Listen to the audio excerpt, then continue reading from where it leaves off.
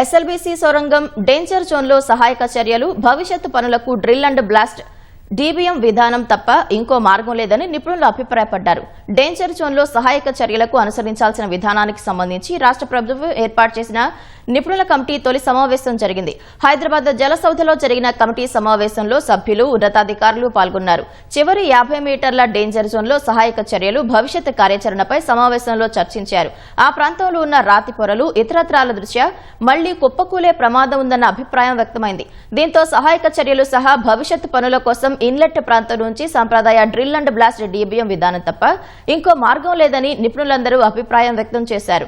ఇక నుంచి NDRF, army కాకుండా ఎస్డీఆర్ఎఫ్, సింగరేణి కాలరీస్, రైల్వే సిబ్బంది సహాయంతో రాళ్లు, వ్యర్థాల తొలగింపు చర్యలు కొనసాగించాలని నిర్ణయించారు. డేంజర్ జోన్లో మిగిలిపోయిన 6 కుటుంబాలకు ముఖ్యమంత్రి సహాయ నిధి నుంచి 25 లక్షల రూపాయల చొప్పున ఆర్థిక సాయం అందించాలని నిపుణుల కమిటీ సిఫార్సు చేసినట్లు సమాచారం.